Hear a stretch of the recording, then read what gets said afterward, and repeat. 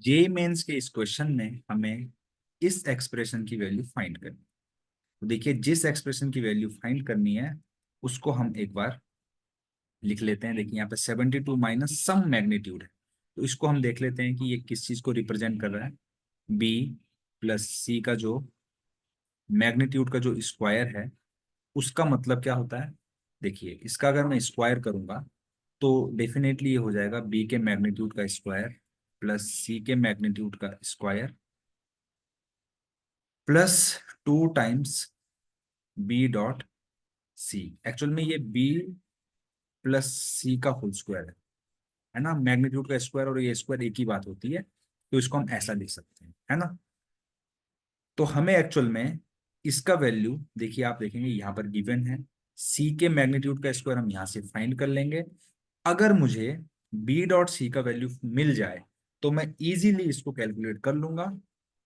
अगर मुझे B dot C का वैल्यू मिल जाए तो मुझे ये एक्सप्रेशन मिल जाएगा, इस वैल्यू को मैं यहाँ पुट करूंगा और आंसर मुझे मिल जाएगा। अब मेरे पास चैलेंज ये है कि मुझे ये वैल्यू मिलेगी कहाँ से, है ना। तो देखिए, लेग्रांजे आइडेंटिटी होती है। लेग्रांजे आइडेंटिटी में जैसे बी क्रॉस सी के स्क्वायर का जो वैल्यू होता है वो होता है बी के मैग्नीट्यूड का स्क्वायर इंटू सी के मैग्नीट्यूड का square minus B dot C का होल स्क्वायर, है ना। तो चलिए, यहां से मुझे बी डॉट सी का वैल्यू मिल सकता है। अब आप ध्यान से देखेंगे तो बी क्रॉस सी के मैग्नीट्यूड का स्क्वायर, तो बी क्रॉस सी हमें ए के बराबर यानी इसके बराबर दिया गया है, मतलब इसके मैग्नीट्यूड का स्क्वायर। यानी कि यहां पर मैं क्या ले सकता हूँ, ए के मैग्नीट्यूड का square is equal to B के मैग्नीट्यूड का स्क्वायर सी के मैग्नीट्यूड का square minus B dot C का स्क्वायर।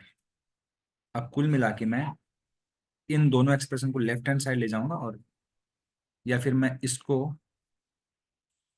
इनको लेफ्ट हैंड साइड ले जाऊंगा और माइनस ऑफ दिस की वैल्यू मुझे मिल जाएगी। अब ए का जो मैग्नीट्यूड है वो कैसे मिलेगा। ए का मैग्नीट्यूड आप देखेंगे यहाँ से निकल जाएगा, 3 का स्क्वायर प्लस 1 का स्क्वायर प्लस माइनस 1 का स्क्वायर। अगर ए का मैग्नीट्यूड है ऐसा तो ये होता है, और स्क्वायर करेंगे तो यहाँ पर इसका भी स्क्वायर हो जाएगा। तो ये 9 10 11, यहाँ से मुझे क्या वैल्यू मिली, 11 माइनस इसकी वैल्यू 50 दे रखी है। सी का मैग्नीट्यूड भी हम निकाल लेते हैं। सी का मैग्नीट्यूड यहाँ से निकल जाएगा, 2 का स्क्वायर प्लस माइनस 3 का स्क्वायर प्लस 3 का स्क्वायर, है ना।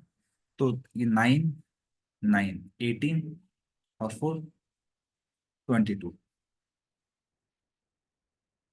इसी तरीके से कुछ दिया गया है ना। और इक्वल टू ये minus of B dot C के होल स्क्वायर की वैल्यू है।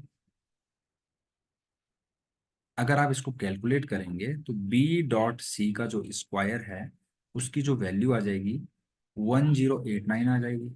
अब मुझे बी डॉट सी की वैल्यू चाहिए तो स्क्वायर हटा के यहाँ पे अंडर रूट लगा दूंगा, है ना। अब क्योंकि बी डॉट सी है तो यहाँ पे अंडर रूट लगा देंगे। अंडर रूट लगाते ही बी डॉट सी का जो हमें वैल्यू मिलेगा यहाँ से वो मिलेगा 33। क्या मिलेगा, 33। और अब आप देखेंगे बी प्लस सी का होल स्क्वायर यहाँ पे ये रहा, यहाँ पर मुझे बस 33 रख देना है ना। तो मुझे बी प्लस सी का होल स्क्वायर का वैल्यू मिल जाएगा। तो देखिए, इसका वैल्यू मुझे पता है 50 है।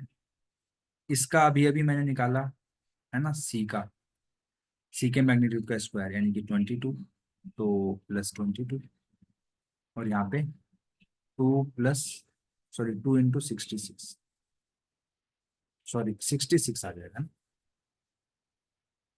अब इसकी जो वैल्यू है वो कितनी है, 72 प्लस 66।